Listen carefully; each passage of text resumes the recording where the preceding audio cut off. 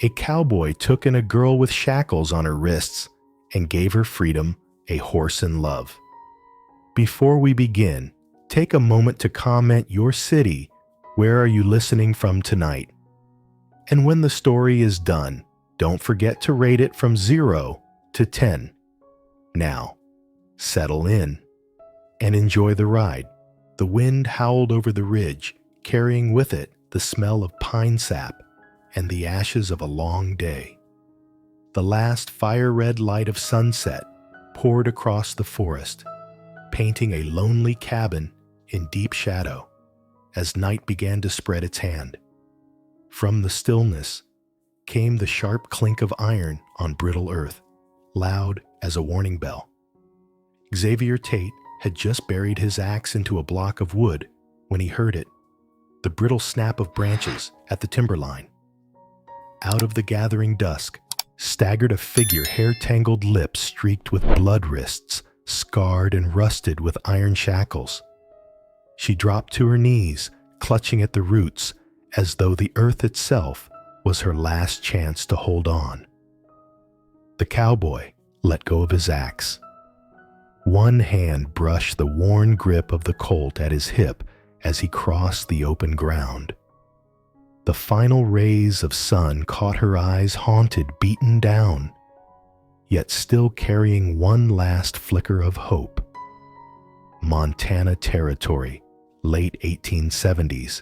The town sat low and forgotten, a dust-red speck beneath unfinished rails and endless desert. The saloon creaked in the evening wind, its wooden sign swinging tiredly. Men stumbled out, weary from whiskey boots, pounding against the boardwalk, their voices fading into the hollow silence of the main street.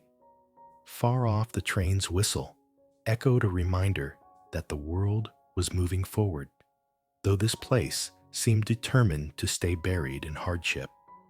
Xavier Tate, 32 years old, a cowboy carved out of silence. His boots carried the red dust of 100 miles, his wide-brimmed hat casting a shadow over eyes too long familiar with loss. He had buried a brother, buried his faith in the gentleness of this land. These days, he lived by hard work, alone splitting wood, breaking horses, guarding a patch of ground no one else wanted. His nature was steady fare and worn thin, like the country itself. That night, inside his cabin, the firelight flickered against the stranger's hollow face. Her wrist still bore the cruel bite of iron. She trembled, voice barely more than a whisper lost across the dry plains. Tessa Ali. A simple name. Yet in that moment, it was enough to set a buried dignity back upright. Xavier didn't answer right away. He just gave her a single quiet nod. A nod that meant more than words. One that opened the door to an entirely new life. Part 1. The Horse of Freedom. That evening, the Montana sky burned like a canvas set ablaze. Golden light streaked with fire poured down across the ridges, slipping through pine branches and sliding over the roof of an old wooden barn. The wind carried the scent of hay and resin mixed with the salt of horse sweat. Xavier Tate stepped inside the stable, his dust-covered boots sinking into the dry straw. The jingle of iron tack echoed against the timber walls. In the far corner stood a roan mare, Mabel, once the pride of his late brother.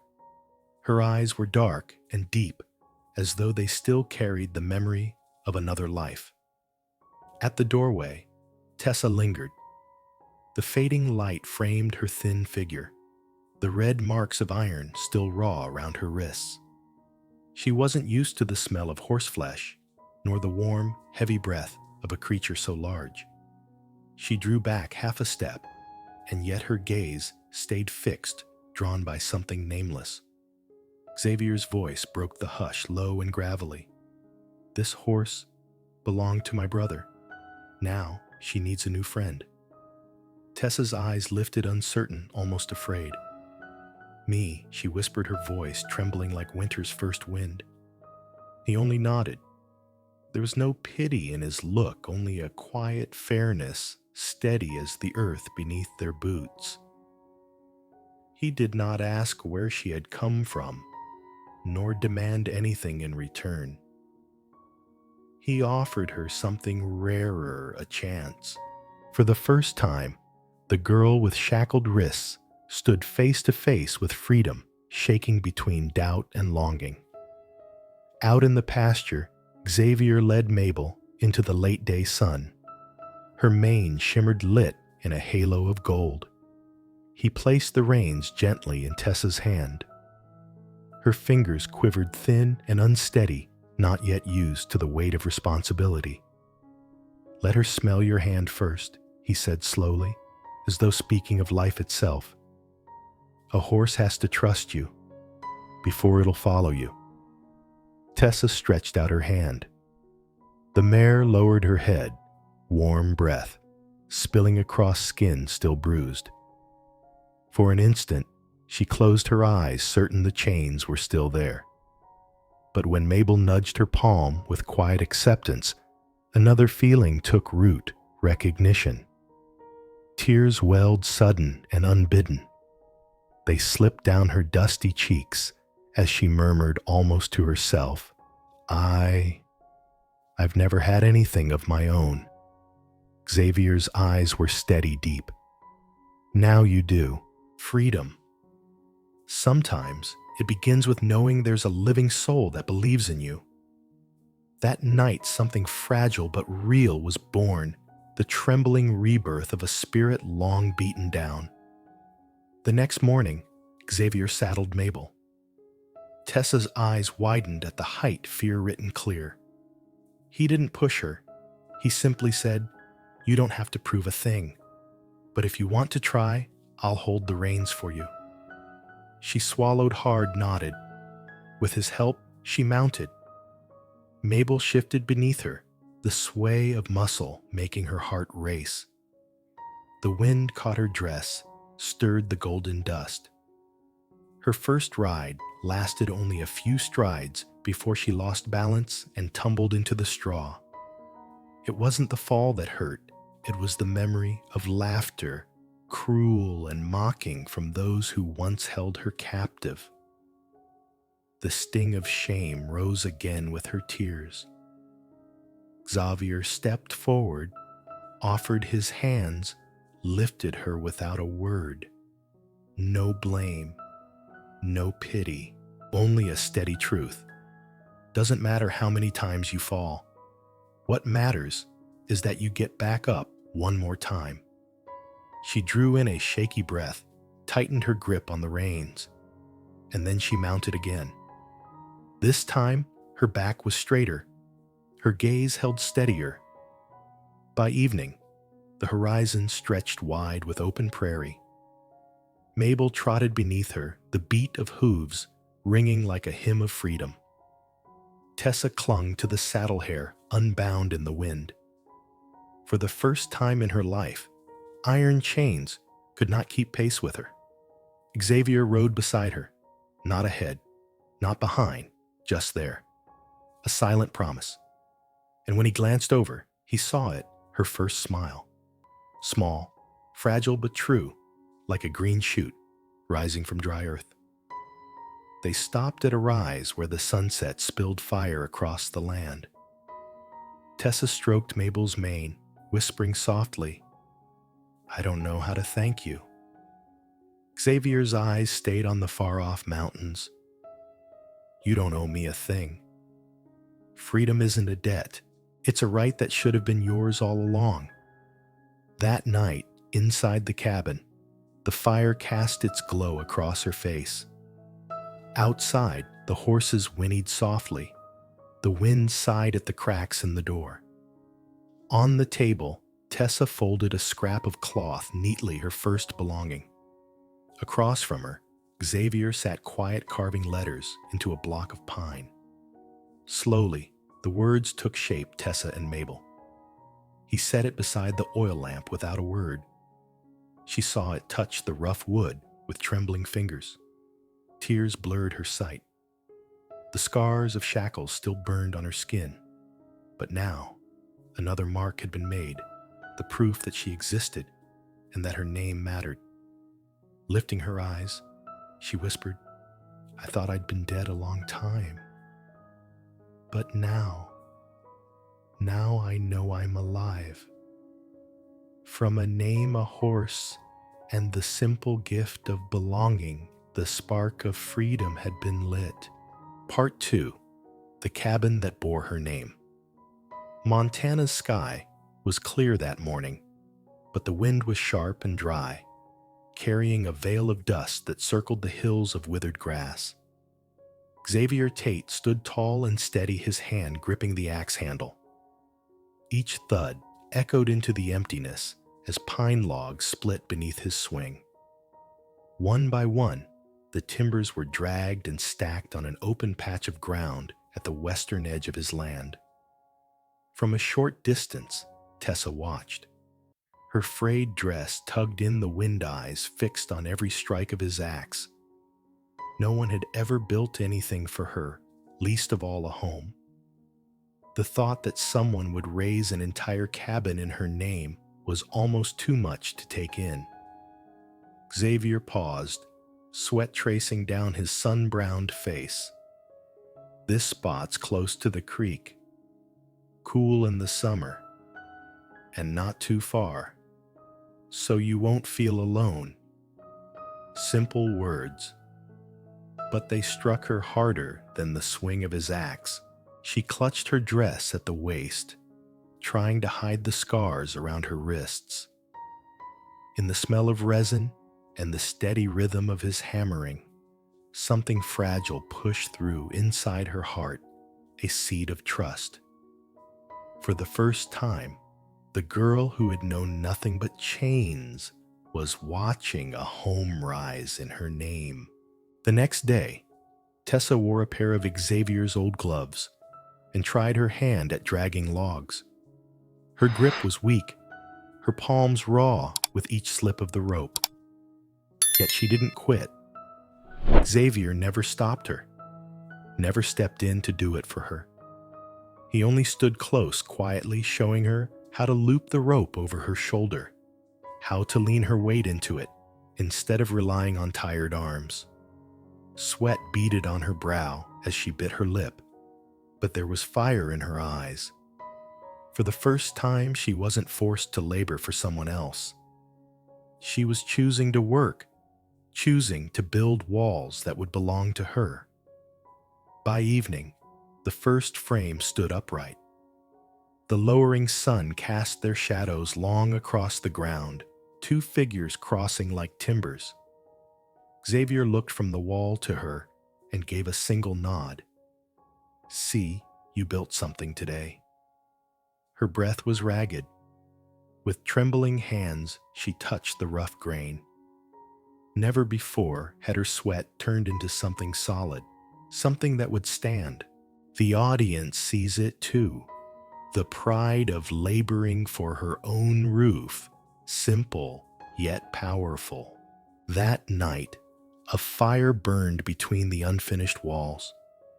Xavier laid out a strip of cowhide and split a piece of hard bread in half, sharing it with her. Tessa ate quietly, staring into the flames as though they reflected the story of her life. "I used to think, if there was ever a house, it'd never be for me," she whispered. Xavier didn't speak right away. He fed another log to the fire, letting the crackle fill the silence. At last, he lifted his gaze, firelight catching his eyes. "You deserve a place to stand. No one has the right to take that away." She turned her face, tears slipping quietly. The light flickered across her features, fragile yet strong. Outside, the wind howled across the prairie, but within that circle of fire, she had proof that tomorrow she would no longer wander unseen. The flame that night symbolized the faith just beginning to rise. The next morning, Xavier took up his knife. Slowly, carefully, he carved letters into the beam above the doorframe. Each stroke clicked softly, yet to Tessa it sounded like thunder. When at last she came close, the words were there, rough, uneven, but eternal: Tessa's cabin. Her hand trembled as she pressed against the fresh-cut wood, the resin still bleeding. She couldn't speak. For years, she had been no one, just a body, a commodity passed from hand to hand. Now 4 words carved her back into existence. Xavier's voice was low, roughened by more than work. Your name has a place here now, on this land. Her tears came freely. For the first time, her name was tied to walls, to wood, to a roof. When the cabin stood finished, the day was bleeding into sunset. Tessa stepped inside. She touched the pine walls, breathed the fresh scent of sap. The room was empty, yet to her, it was full of recognition, full of a future she'd never dared to dream. She walked out to the porch, standing where the last light stretched across the prairie. The wind brushed her hair, tender but endless. Behind her, Xavier remained, as he always did, silent, steady. Yet in his quiet presence, she felt the truth: she was no longer invisible. She was not a shadow, not an object, but a woman with a name, a home, and ground to stand on. Her tears fell again, but not from despair. They fell because she was alive. This is my home, she whispered. Freedom was no longer a dream. It had weight. It had timber. It had smoke and firelight. And now it had her name. Part 3. The Night of the Blizzard. The Montana sky turned heavy early that evening. Winter winds shrieked through the mountain passes, flinging needles of snow sharp as glass. As the sun slipped behind the black pines, swollen clouds pressed low, carrying the weight of a sudden storm. The cabin shuddered under each gust, its walls creaking as though the timbers themselves cried out. Snow lashed against the windows, each flake striking like an arrow. And soon, the yard outside vanished into a blind white silence. Xavier stoked the fire, the glow casting his rugged face in flickers of gold. He checked the iron latch on the door, then spread a thick blanket across the floor by the hearth.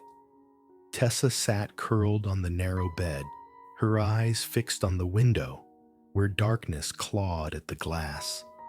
Every howl of wind dragged her back to the memory of doors rattling under the whip, to nights where storms were not weather, but punishment. Xavier's voice cut through the storm, low, steady, sure. The night will be long, but you won't face it alone. The chains of memory pulled tight at every shriek of wind, but the cowboy's eyes anchored her, the first true harbor she had known. She tried to close her eyes, yet every gust sounded like shouting, every slap of snow against the roof, like the crack of a lash. Sweat chilled her skin beneath the blankets. On the floor, Xavier lay on his side, one arm draped across his brow, his body as steady in rest as in waking.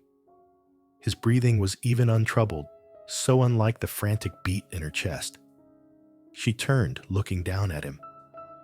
The space between the bed and the fire wasn't far, but for Tessa, it might as well have been a chasm. To cross it meant to defy the old prison in her mind, where every movement once carried a price in blood. The wind screamed, rattling the cabin like it meant to tear it apart. And in that moment, she knew if she didn't take this step, she would remain a prisoner, still locked, not by chains, but by fear. The bed creaked as she set her feet on the floor, the cold bit at her skin sharp as teeth. Step by trembling step, she moved across the cabin. Firelight threw her shadow tall against the walls, thin, fragile, but determined. Xavier's stirred eyes opening. He met her gaze in the half-dark. No surprise there. No questions, only quiet understanding. Without a word, Tessa knelt by the blanket, her hands shaking, her heart pounding wild. She slipped into the space beside him. Warmth enveloped her, at once solid and steady as the earth itself. Xavier drew the blanket over her shoulders, his arm wrapping around her with the ease of something long meant to be. She pressed her cheek to his chest and heard it, the slow, certain beat of his heart, like hoofbeats across the open prairie. The courage to step off that bed and seek warmth became a moment the audience could feel in their own ribs, the finding of safety in another heartbeat. Outside, the blizzard roared, trees cracking under the weight of ice, the cabin roof rattling hard. But inside, for the first time, safety outshone fear. Tessa whispered, so soft it might have been meant for herself alone, "I've never lain still like this before." Xavier's breath warmed her ear as he answered, "You don't have to run anymore. Here, no one can reach you." The words dropped like coals into her frozen heart, melting what was left of her chains. Her tears wet his shirt, but they were not the tears of shame. They were tears of release. Outside, the land lay buried in white. Inside, her soul was discovering its first colors of peace.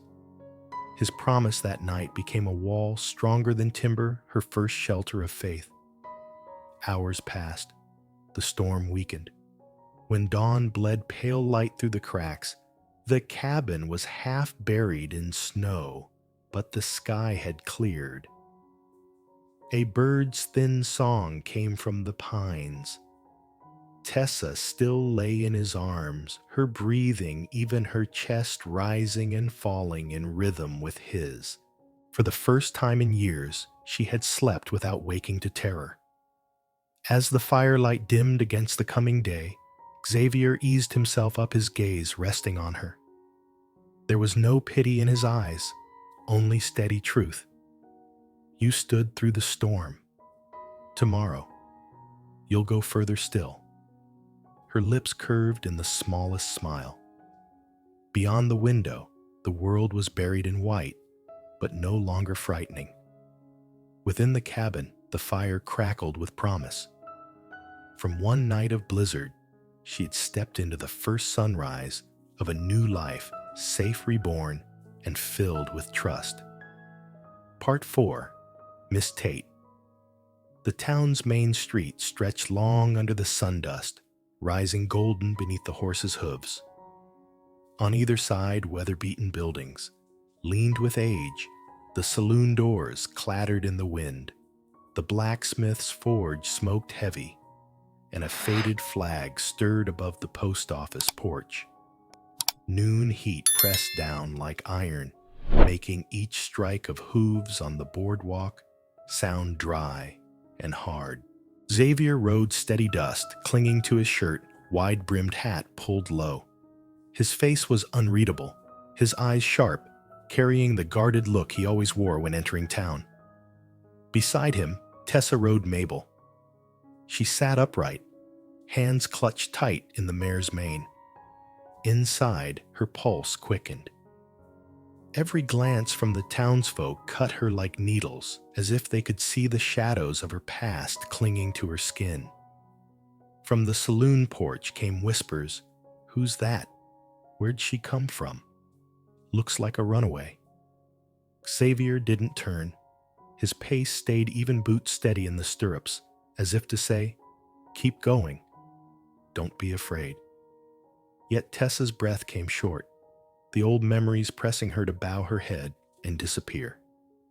The girl who had once been chained now faced the judgment of society, her fear and dignity exposed all at once. They tied their horses at the saloon and stepped inside. The piano stuttered into silence Men at the tables lifted their heads, the air tightening in an instant. The only sound left was the saddle leather outside, creaking with the wind. Xavier walked first, his boots striking the floor with slow, heavy thuds. No one dared laugh. Tessa followed her dress, brushing the boards, hair tied back, though a few strands fell across her pale face. From behind the bar came Alma, the saloon's matron, her face lined with years, but her eyes kind. She looked at Tessa, gaze lingering on the marks still etched into her wrists. Tessa faltered, lowered her head. Alma gave the faintest smile. "Girl, would you like a drink of water?" A simple question. But for Tessa, it was the first gesture of welcome she had ever known in the presence of many. She nodded quickly, trembling, and sat in the corner. Yet the whispers rose again around her. Kindness in one gaze against the murmur of suspicion, like a candle in a shuttered room. Then a drunken man staggered up, pointing. "Who is she? What right's she got to be here?" The room fell silent. Xavier shifted, ready to rise, but Tessa's hand touched his sleeve. She shook her head, and in that moment, her eyes burned with a courage she had never claimed before. She stood, her voice trembling yet clear. "I live with Xavier Tate. They call me Miss Tate." The room jolted. A few men paused, mid-breath suspicion faltering into curiosity. Xavier's gaze softened pride glinting beneath its stillness. Alma gave a slow nod, her smile widening. "Then, Miss Tate, you sit here as one of our own." And with that, a choice had been made, not forced, but claimed. The audience feels the weight of that moment dignity, reclaimed belonging chosen. When they left, the main street glowed red under the slant of evening sun. Tessa walked with breath ragged, as though she had survived a duel without guns. Each step echoed like a victory. Xavier strode beside her, silent as always. He offered no speeches, no applause. Only as they crossed the busiest part of town, he brushed his hand against hers. That touch said, "All I see you. I believe in you." Tears stung her eyes, but her back was straight now, her chin lifted into the fire of sunset. One by one, the unseen chains, fear, shame, rumor fell away.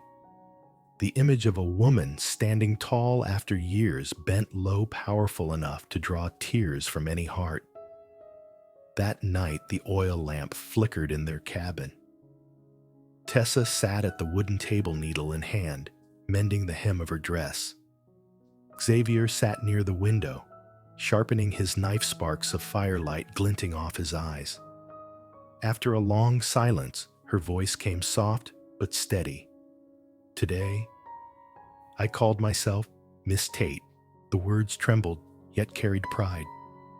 Xavier set the knife down. He looked at her a long moment, then nodded, slow, firm, certain. "That name, you chose it, and no one will take it from you now." Her head lowered, tears spilling onto the fabric, yet her lips curved into a smile. For the first time, she was no one's property, no nameless shadow. She was Miss Tate, a name bound to freedom, to belonging, to love. A name no longer given to her by chains, but claimed by her own voice. Part 5. A Confession by the Fence. The Montana prairie lay bathed in firelight, the last streaks of sunset spilling red across the tall, dry grass. The breeze carried the damp scent of earth after last night's rain. Far off, the cattle trailed home, the soft clang of their bells mingling with the wind. Xavier stood by the old fence rail, wide-brimmed hat shading half his sun-browned face. His rope-hardened hands rested on the post still dusted with straw. He looked steady as stone part of the land itself, but in his eyes burned a flame he he could no longer hold down. Tessa approached her hair, falling loose in the evening light. Her dress swayed in the breeze as her hand brushed the weathered wood. Her voice held a question uncertain yet searching. Why did you call me out here?" Xavier said nothing. At first, gaze stretched across the prairie. The silence made her heart quicken. Between them lay only air and evening, but it felt like miles. The wind rattled through the rails, pressing him toward words long unsaid. He turned his hat in his hands, shoulders broad, yet bowed with a rare awkward weight. There are things a man can't carry inside forever. Tessa's breath caught. In her past, men spoke only in commands and cruelty, never with hesitation, never with their hearts. Her voice trembled. "And if it's something I don't want to hear." Xavier turned to her, then his brown eyes lit by the burning sky. His hand gripped the fence tight. "Then I'll still say it, because it's the truth." The prairie stilled. The audience feels the moment hanging like thunder waiting to break. The sun kissed the horizon, setting the heavens ablaze. Xavier faced her fully, now voice, low yet trembling with force. "Tessa, I've never asked where you came from, never pressed you for what's behind you, but the day you stepped onto this land, I knew I didn't want to live alone anymore." He drew a long breath, his words raw. "I don't speak out of pity. I speak because I love you. I want to wake knowing you're here. I want to lie down at night knowing you're still under the same roof. For the rest of my days." Tessa froze. In her mind, chains screamed, "You don't deserve this." But when she looked into his eyes, she saw no pity, only belief. Her tears came fast. She pressed a hand to her chest where her heart thundered. The cowboy's confession was plain, without flowers, without artifice, and that was why it shattered her chains. The wind carried the scent of grass and pine. Tessa stepped closer, the space between them now no wider than a breath. Her trembling hand found his chest, felt the steady hammer of his heart. "And what if you truly knew," she whispered, breaking, "that I was shackled, bought and sold like nothing?" Xavier did not flinch. "Then I'd know it even clearer. The past can't be undone, but the future, I want you in mine." A long silence stretched. Then she nodded, tears spilling, and the words rose from her lips, small but world-shaking. "I do." Xavier pulled her into his arms, holding her as though the wind itself might try to take her. For the first time, Tessa did not resist. She clung to him, burying her face against his shoulder, letting the weight of her past fall away. The words "I do" were not spoken in a chapel, but out here, by the fence, among grass and sky. Simple, yet strong enough to heal. The sun sank, leaving only a violet trace on the horizon. The prairie hushed, save for the hum of crickets. Xavier lifted her chin and kissed her.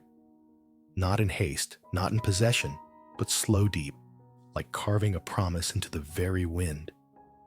Tessa closed her eyes, her tears mixing with his breath. In that kiss, every shackle broke iron, and invisible alike. What remained was safety belonging and love that asked for nothing in return. When they parted, she trembled, smiling through her tears. "I never thought I'd be loved this way." Xavier rested his forehead against hers, his voice steady. "You're loved simply because you're you." Darkness folded over the prairie, but in their arms burned the light of a beginning. A kiss, slow and true, like the seal of freedom itself. Part 6. The Wedding Among the Pines. Morning broke soft over Montana, the land washed in a tender gold. On the tall pine branches, last night's snow still clung glistening like scattered jewels under the sun. No bells rang, no bustle filled the air. Only the distant call of a rooster and the hush of wind slipping through the forest.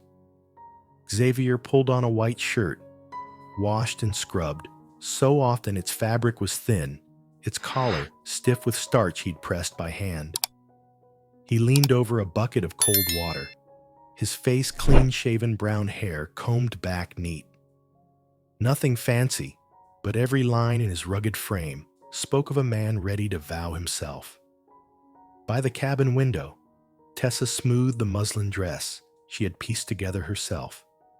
No lace, no silk, just simple white, stitched carefully, with the same patience that once stitched shut the wounds of her life. Her hair was braided a pale ribbon of blue tied in place.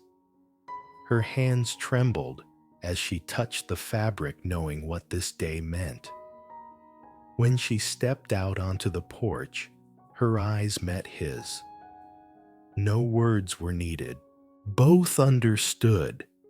This day was not merely a day. It was a beginning. They chose the pine grove behind the homestead. Beneath towering trunks, sunlight fell in shafts through green needles, painting the ground with streaks of gold as though nature itself offered its blessing. Alma, the saloon keeper, arrived early with a basket of bread and a jar of honey. Her smile carried the warmth of a mother, her presence steady beside them. Others came too, the blacksmith, an old preacher, a farm couple. No one dressed fine. There were no flowers, no silver. Only nods of approval, quiet and true. For a moment, Tessa faltered beneath their eyes. Memory still carried the sting of whispers and suspicion. But this time the looks were not cruel. They were curious, softened with respect. A woman murmured to another, "She's walked through hell. Now she deserves her heaven." Tessa's tears welled, but Xavier's hand closed firm over hers, his steady gaze lending her strength. The preacher opened his Bible voice, shaky but warm. "Today, we do not witness riches nor ceremony. We witness two souls that found each other." Xavier turned to Tessa. His vow was plain spoken, but carved from the heart. "I won't promise wealth. I won't promise shelter from every storm. But I promise each morning I'll look for you first, and each night I'll make sure you are safe, for as long as I live." Tessa sobbed, shoulders trembling. She answered, voice thick, yet bright, "I once lost everything, even my name. But today, I choose yours. I choose to stay." The grove hushed. Only the wind moved through the pines like the applause of heaven itself. When the preacher declared them bound, Xavier bent and kissed her lips. Gentle, reverent, sealing a covenant with nothing but truth. Afterward, no grand feast awaited. Only bread honey and the pie Alma had baked. They gathered on the cabin porch, raising tin cups in laughter that mixed with the whisper of trees. Tessa looked around at the rough hands, the worn faces once suspicious now softened. Happiness did not require a crowd, only a few true hearts. One man rose smiling as he lifted his drink. "Xavier Tate, you've built many things, but today you've built the greatest of all." Xavier's smile was faint, but his eyes turned toward Tessa. She laid her hand on his, her smile trembling through tears. It was happiness born not from grandeur, but from recognition. Love affirmed by a community once doubtful. That night, stars blanketed the Montana sky. Crickets hummed in the grass. From far off came the lonely cry of a wolf. But inside the cabin, the oil lamp glowed warm. Xavier sat pulling off his heavy boots, glancing up as Tessa loosened the blue ribbon from her hair. No words were needed. Their eyes alone spoke. We belong to each other now. She crossed the room, sat beside him. Their hands intertwined, silent, yet more binding than any contract. Outside, the pines stood tall as witnesses. Her voice was soft as the breeze through needles. I have never had a day so whole as this one. Xavier lowered his head, kissed her gently once more. There'll be more, because from now on, you'll never walk alone. It was not a loud wedding, but a truer one, where love stripped bare of pageantry became justice of the heart. Part 7. The letter that planted words night lay quiet over the frontier. Only the wind keened through the canyons, and a distant dog barked at the dark. Inside the small cabin, a lantern burned low, its yellow light spilling across the table. On the wood lay a sheet of worn paper, a broken quill beside a bottle of ink. Tessa sat hunched, fingertips brushing the edge of the page. The calluses on her hands whispered of chains once carried. But tonight, those same hands were not pulling iron. They were ready to write something for herself and for others yet unseen. Outside, Xavier was tying down the cattle in the cold. The sound of hoofbeats drifted back steady as a far-off drum, the cadence of a cowboy's life, a rhythm underscoring her moment within. She drew a breath, dipped the pen, and the first line shook as it formed, "To the County Council." Her hand trembled. She had never dared write beyond herself. Each letter pressed against walls she had lived behind her whole life. The lantern glowed on the very same light that once revealed her scars, now shining upon her first dream. As her pen moved, memories returned, the faces of other women from the dark cells, eyes, hollow hands, frail dreams smothered. One had whispered to her before the flames consumed that prison, "If you ever get out, learn to write your name." That voice clung to her, and tonight it rose again, as if carried in the wind. Her hand grew steadier. "I ask for a small room in the chapel once a week to teach the girls to read and to write.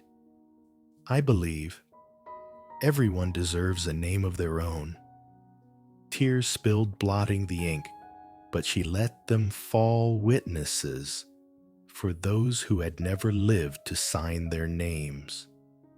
The pain became her ink, and the audience feels it grief, turned to hope sorrow made seed. Xavier entered the night air trailing behind him. Snow clung to his coat. He hung it by the door and saw her bent over the page. He didn't interrupt, only settled near the fire, carving a block of pine. At length, his voice came low and steady. "What are you writing, Tessa?" She looked up, eyes rimmed red.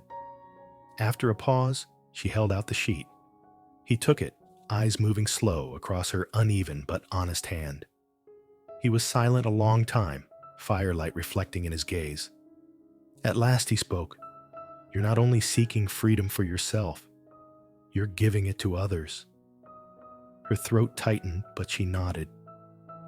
"If another girl ever steps out of the dark as I did, I want her to see the light sooner." Xavier laid the page on the table and covered her hand with his. "We'll send it. This isn't just a dream, it'll be made real." He did not make speeches. He simply spoke with the weight of stone, and she believed him. Morning broke clear. The storm passed. Xavier saddled. The horses slipped the letter into a leather pouch and handed it to her to keep. Together, they rode toward town. Mabel's whinny, rising in the cold air. The road was long-lined with frost, but lighter than the ones she had walked before. Tessa sat tall, one hand pressed firm against the letter. She knew it was not just paper. It was a lifeline. In town, heads turned as they dismounted at the post office. The stares were still curious, but after the wedding among the pines, respect softened their gaze. With trembling hands but steady eyes, Tessa passed the letter to the clerk. He read the name at the bottom, Tessa Tate. Looking up, he gave a nod and a small smile. "We'll see it delivered."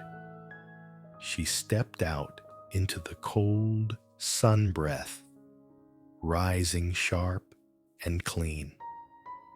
For the first time, the town did not feel like a court of judgment, but a place where beginnings could live. The moment the letter left her hands, hope was loosed into the world. That night, back at the cabin, the wind sighed through the pines. Tessa sat by the window, silver moonlight falling across the desk where yesterday's ink stain remained. She wondered how far the letter would travel and whose heart might open it. Xavier draped his coat across her shoulders, resting a hand on her back. She whispered voice, quiet as a prayer. "If they refuse me, at least I tried. But if they listen, maybe some girl will escape the dark sooner than I did." Xavier bent, pressing his lips to her hair. "They'll listen. And if not, we'll find another way." She closed her eyes and leaned into him. Outside, the forest carried her hope on its wind. Inside, her smile came soft, damp with tears. Healing had carried her this far. Now it reached outward into the world, planting words like seeds, sowing freedom where once there had been silence. Part 8. The Child is Born. That Montana afternoon felt as though someone had brushed the dust off time itself. The air was clear cold, and the sunlight fell in long golden shafts through the pines. Wind touched the shutters lightly, carrying the scent of resin and old snow. Inside the cabin, the fire breathed steady, its glow running across the timbers Xavier had nailed tight the season before. From the iron stove came the whistle of boiling water steam, rising thin as prayer. Tessa gripped the table when the first wave struck pain, rolling through her like a low tide cresting into a storm. Her knees weakened, her breath caught, and she pressed a hand to her heart as if to anchor herself. In the corner, a quilt waited on the cedar chest, stitched from scraps of Xavier's shirts, the blue ribbon of her wedding, and the white muslin of her dress. Beside it sat a basin of warm water, folded cloths, the faint scent of soap mingling with melting snow and fresh-cut pine. The door opened. Xavier entered snow, clinging to his hat brim, boots dusted with the trail. He hung his coat eyes scanning the room, like a rancher checking his fences before the storm. Without a word, he fed the fire, moved the embers, and set a kettle to steam. With a few pieces of dried citrus, Alma had sent scent of warmth to steady the air. "Hungry?" he asked, his voice low, calm as water beneath ice. "No, just thirsty." She smiled, then winced, hand clutching her belly. "It's knocking at the door." He pressed a cup of warm water into her palm, supporting her back. Then he set aside his tools, rope, knife, iron, laying them on the shelf as though surrendering an old life. Tonight, his craft would be patience, his strength, a steady hand. From the barn came Mabel's quiet whinny, and beyond the soft bells of cattle returning home, the heartbeat of the land itself. The door opened again. Alma stepped in cloak, heavy with snow arms burdened with her basket. I made it in time. She laid out boiled cloths, bottles wrapped in wool jars of honey and mint. She turned to Tessa with eyes both kind and firm. Tonight is women's work. The man's duty is simple: keep the fire lit and keep steady. She gave Xavier a wink. Tessa nodded. The world seemed to narrow to firelight and breath. Outside, the wind tapped at the glass. Inside, everything waited until the child pressed at the threshold between dark and flame.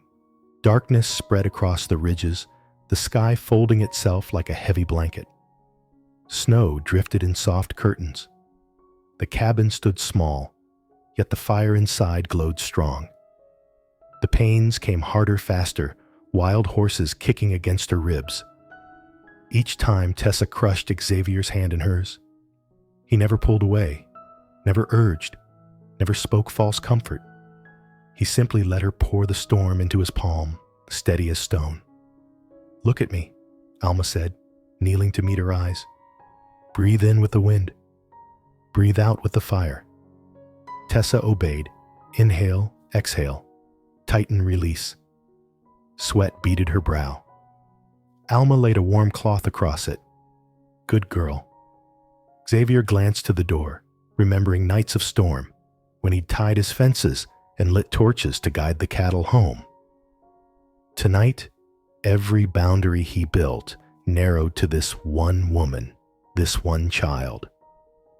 He pulled his coat over Tessa's legs, laying across her a whole field of protection. "I'm afraid," she gasped, tears streaking her face, "not of pain, but of being unworthy." Xavier leaned close, pressing his forehead to hers. "You've walked through places worse than this storm. What's left, I'll walk with you." His promise was plain, but solid as a fence post driven deep in the ground. Near midnight, the final wave came. Alma's voice was steady as an old hymn. "Now, when the wind enters, let the child follow. When the fire rises, bring it forth." Tessa bore down fear, folding into focus. The room blurred to fire breath, and hands hers clutching Alma's, hers clinging to Xavier's. Then a cry. Thin at first, like a single thread, then stronger woven rope. No bell rang, but in Tessa's chest, a whole church tower swung. Alma lifted the child, glistening alive. "A son," she said, her smile carving joy into her lined face. Xavier touched the boy's back, with one fingertip, awed, trembling. Tears filled his eyes unhidden. He laid his hand, gently feeling the fragile rise and fall of a newborn's breath. Tessa opened her arms. The child rooted against her cries, fading into small, steady breaths. In her gaze, old scars melted. The shadows of prison walls slid back like snow, receding from fire. The wind shifted outside. Snow fell heavy from the pines, soft and yielding. Alma swaddled the child, laid him back in Tessa's arms, then poured water into a cup for Xavier. "The hard part's done," she said, smiling.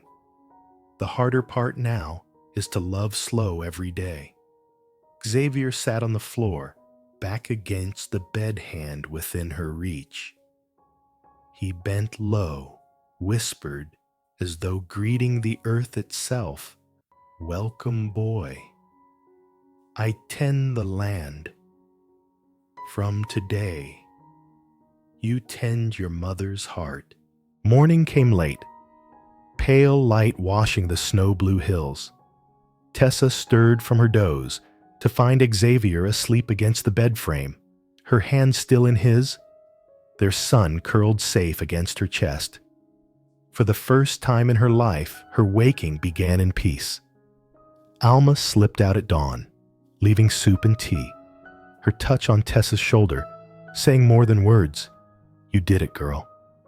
When Xavier roused, his smile was weary but proud. "Forgive me, I meant to keep the fire." He touched the child's cheek, laughed softly. "Who does he look like?" "Maybe the fool," who never has enough words. They spoke of names. Xavier suggested his brothers. Tessa agreed at once, as though the name had been waiting in her heart. Elias, she whispered. Elias Tate. The name settled over the boy like a roof beam, firm and lasting. By noon, hoofbeats sounded at the porch. The postmaster stood in snow hat in hand. Forgive the intrusion. A letter's come down from the county. Xavier tore it open, breath quickening. A grin rare and wide broke his face. They've granted it. The chapel's back room, 2 days each week, and a crate of books besides. Tessa clutched Elias' tears spilling anew. Morning had given her a son. Noon delivered her a calling. 2 beginnings folded into 1 day. The postmaster set down a small sack at the door. Some of the women in town sent baby clothes. He smiled shyly. Congratulations on both counts. Xavier laid the letter on the shelf between Alma's honey jar and the carving that read, Tessa and Mabel. 2 gifts, he said. 1 for our home, 1 for the town. Tessa touched the paper, then her child's cheek. In the boy's breath, she heard the rustle of paper, the scrape of chalk on board the first letters, learning to stand tall. Evening fell quiet as ash. Xavier held Elias while Tessa ate Alma's soup, his big hands clumsy but tender. Each sound the baby made drew his eyes sharp, as though reading signs in grass. Tessa watched and smiled, remembering winters when footsteps outside her door had meant fear. Now, every sound whispered one thing: you are kept. She laid her hand atop his, their son's tiny palm, atop both 3 rings, upon 1 tree. Later they stepped out beneath the pines. The snow lay thick, the air crisp. Above the porch beam, where Tessa's cabin was carved, Xavier drew his knife. Beneath it, he carved the year and 1 small name, Elias. The knife rasped against wood like chalk on slate, leaving a mark that would outlast them. They stood together, 3 souls, in the quiet after storm. Inside, by firelight, Tessa unfolded another sheet of paper. At the top, she wrote list of girls enrolled next week. And though it was a jest, she set down the first name, Elias Tate, keeper of the window seat. She smiled through tears and kept writing. Outside, snow whispered from the pines. Inside, the fire hummed with her pen. On this day, a child was born and a school begun. 2 streams of life rising from 1 hearth breath and word cradle and chalk. At the cabin door, beneath carved letters that once gave her a name, another mark joined them the name of her son, the promise of tomorrow. Part 9. The Name on the Land. At dawn, Xavier rode into town. The snow was melting, leaving the road muddy, the horse's hooves sinking deep with each step. Across his saddle, he carried an old leather pouch. Inside was no gold, no silver, only papers he'd gathered over months for the one decision he'd made in silence. The county office was a squat, red brick building, its windows dim with dust. Inside, the scratch of pen nibs and rustle of papers filled the stale air. An old clerk sat hunched, sighing through his mustache. Xavier laid his hat on the desk and slid the folder across. I'd like the land deed changed. The clerk frowned. The name's already yours. Xavier's jaw tightened.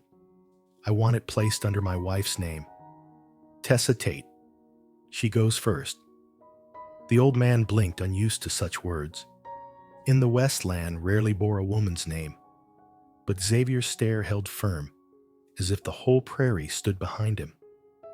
After a long pause, the clerk dipped his pen. The red seal struck the page with finality. Xavier folded the deed, slid it back into his pouch, and stepped out into the chill. As he rode home, The wind cut sharp against his face. Yet inside, he felt light like a man who had just broken his last chain. Justice here did not ride on a gun. It rode on paper. By midday, sunlight poured across the cabin. Tessa sat near the window, Elias asleep in his cradle. Her hands worked a needle steady through cloth, each stitch small but sure. When Xavier entered, coat dusted from the trail, she lifted her eyes. His look was different, quiet, deeper. He sat at the table, pulled out the folded page, and pushed it toward her. "This belongs to you." Puzzled, she unfolded it. Her breath caught when her gaze found the words, Tessa Tate. Her name, not scrawled in passing, not sneered as an insult, but inked bold, standing over land itself. Her vision blurred. All her life that name had been trampled, dismissed, twisted into something lesser. Now it was bound to soil and timber, honored by law. Why her voice broke. Xavier leaned back, his wide hands flat on the table. "Because you built this place with me. This land isn't mine alone. It breathes because you're here." Her tears fell onto the page, leaving pale stains across the ink. She laid her calloused hand over it, and his rough palm covered hers. For the first time, her name was not property. It was ownership. Memories stormed back the locked doors, the scrape of chains, the cruel laughter that had stripped her of worth. She had once believed she would die nameless, but here it was, her name in black ink, rooted in Montana soil. She clutched the deed to her chest, as though embracing the child she once was the one left unheard. Then she looked at Xavier. His gaze lifted her from the pit of memory into the open sky. "I never thought my name would stand before a man's." He smiled faintly. "Here, no one stands, before or behind. But I wanted the world to see you as the root of this land." Outside, the pines stirred in agreement. From the cradle, Elias whimpered, adding his small voice to the chorus of earth and home. The past of bondage was erased not by forgetting, but by the present's recognition. Word spread quick through town. Folks whispered in the saloon. Her name's on the Tate land, hers before his. Some raised brows, half mocking, half curious. Then Alma behind her bar slammed her cup down. Yes, her name's there, and she's earned it. That girl's walked through more hell than any of you ever dreamed. The room fell quiet. No one argued. Slowly, the whispers shifted. Young mothers began asking Tessa to teach their children letters. Men nodded to Xavier on the street for the first time without looking away. One afternoon, walking the boardwalk where once she'd kept her head bowed, Tessa lifted her chin. Not in pride, but in freedom. The weight was gone. At her side, Xavier tipped his hat to an old rancher. She whispered, "My name has been spoken." And this time, it rang true. Her name no longer hid in shadows. It walked in daylight. That evening, back at the homestead, Xavier framed the deed in pine and hung it near the fire. The flames danced across the words, Tessa Tate, shining like a banner above the hearth. She stood, long hand pressed to her heart. Then she stepped onto the porch, touching the carving over the door Tessa's cabin. Once it had been her first claim to belonging. Now it had grown into something larger, recognized by law, by land, by love. "Now, I know," she whispered, "this isn't just a cabin. It's a home." Xavier came behind her arms, folding gently around her shoulders. His voice was soft. Tomorrow I'll carve another mark our boy's name, and later, more names still, because this land isn't just to own, it's to live upon. Together they stood, the three of them, under the burnished sky. The prairie rolled wide cattle trailing home, the wind weaving through the pines. On the cabin wall, her name glowed with the fire's reflection. Not fragile, not forgotten, but firm, a landmark of justice, of love, of home. A name on the land, a name in the wood, a name in the heart, threefold recognition, binding one soul forever to belonging. Part 10. Legacy of Love. Morning in Montana blurred the sky and ground into one wide sheet of white. Snow sat heavy on the cabin roof, muffling the wind into a thin whisper that drifted through the pines. Inside, the fire breathed like a hymn long remembered. Xavier poured steaming water into a tin cup and set it by his worn gloves. In the cradle nearby, Elias, 10 months old now, laughed softly in his sleep, his breath light as the turning of a page. Tessa drew back the curtain, letting in a ribbon of pale blue light. She was thinner since the birth, but her eyes carried new depth, warm enough to push back what cold remained in the room. On the wall, the framed land deed caught firelight, Tessa Tate a beacon unto itself. She touched the glass, then turned to pull a wool sweater over Elias, kissing his head. "Rode to the chapel slick today?" Xavier said, glancing toward the snowy yard. "I'll blanket the sled. No child should walk far in this cold." His voice was the same he used when calling cattle home, few words, much weight. Tessa gathered her papers and the stubby pencils tied with twine. "Today we'll write the word home." She smiled at the irony. A woman who once had none was now teaching children what the word meant. Out in the yard, Mabel stamped her hooves, warm breath clouding the air. She nudged Xavier's shoulder as he harnessed her to the sled he had built last winter. He spread blankets laid sheepskin. Tessa stepped out with Elias bundled in the patchwork quilt. Her skirt brushed the porch step where Tessa's cabin was carved. She paused, pressed her hand against it, a greeting to an old friend before the road. The bells on the sled jingled as they set off.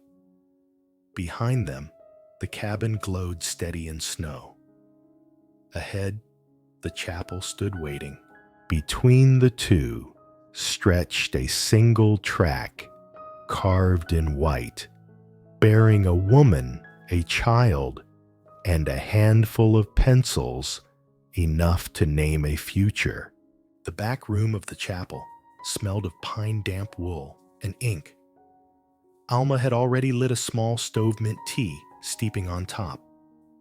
3 girls sat waiting, scarves drawn tight, Ruth the blacksmith's daughter, Sia Alma's ward, and Ayla white elk child of the hills, carrying a strip of leather beaded with her grandmother's hands. She laid it gently on the desk, a greeting, a story without words. Tessa placed Elias against her chest, in a sling, his soft breath a comma in the lesson. She handed out pencil stubs. "Today we write names. A name is something no one should take. And if it is taken, we write it back." On the board, she wrote Ayla slow and steady. The girl's eyes lit like sparks. Outside the door, Xavier busied himself with the squeaky hinge tools clinking. He stayed quiet, tipping his hat as mothers passed, sharpening pencils when they broke his presence like a windbreak silent solid. Tessa wrote another word, home. Home, she said. Home is not only walls. Home is when someone calls you by your true name. Home is a warm bowl of soup when your hands are cold. Ayla raised her hand shyly. At my grandmother's house, home is the story she tells when snow comes. She recited softly, a tale of reindeer who always found their way back. The class sat still listening. Native story meeting, written word, each path leading home. Belong. Tessa wrote next. Where do you belong, Ruth? Where Mama calls me. Sia. Where Alma doesn't scold me for breaking dishes. Isla. Where my grandmother's story is heard. Tessa pressed her hand to her chest. I belong where I can read my own name. Through the crack of the door, Xavier smiled. The chapel bell swayed in the wind, its metal song not of challenge, but of welcome. That winter, Xavier and neighbors built a porch on the chapel to shield the children from rain. Alma brought bread and beans, laughter and warmth. The school grew piece by piece, a board for names, scraps of paper patched like a river. Ruth's shaky letters, Sia's gap-toothed smile, Ayla's name beside her beaded strip, all stitched into belonging. When the railroad crews claimed the chapel room, the class moved under the Tate porch. When storms came, tarps were stretched. When sun returned, tarps lifted like doors. The blacksmith lent his hammer, the preacher gave his storeroom, and slowly the town found itself standing alongside. Not all justice is born in courts. Sometimes it's built with rough lumber, stubby pencils, and a circle of girls learning their names. By spring, green broke through snow. Behind the cabin, Xavier fenced a garden. Tessa sowed beans and onions. Alma tended herbs. The harvest would be shared with families who struggled.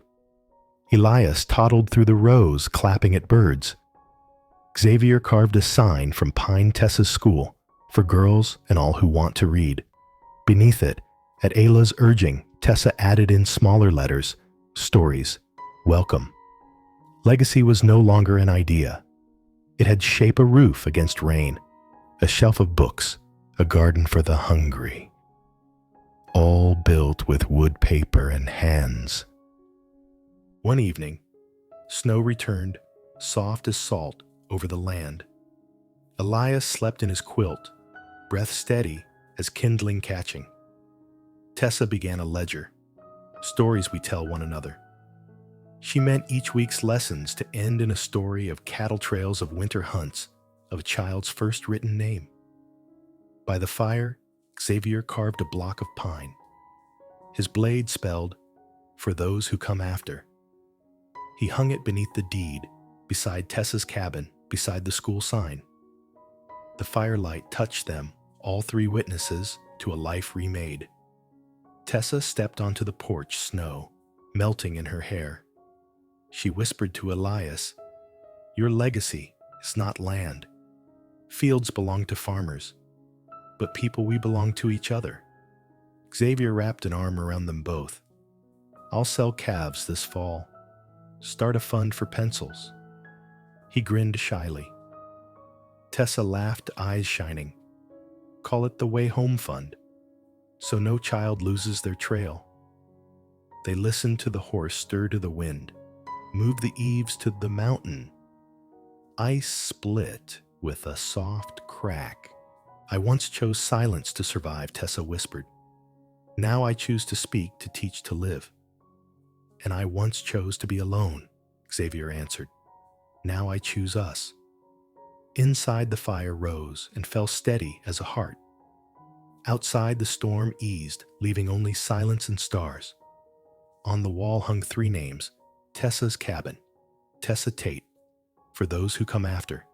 Beside them, a cradle. Beside them, a desk. In the snow, the faint prints of children's boots promised return. Legacy need not shout. It is a fire, kept a word written, a hand held. Freedom grown into kindness. Love turned into a way home. And so the valley held them, cowboy, woman, and child, woven into the land, not by chains, but by choice. No one is ever too late to be loved or to write their story anew. Before you go, have you ever met someone who made you feel like home? And if you were in the cowboy's boots, would you stay to guard the town? Or ride off into the wild? Tell me in the comments.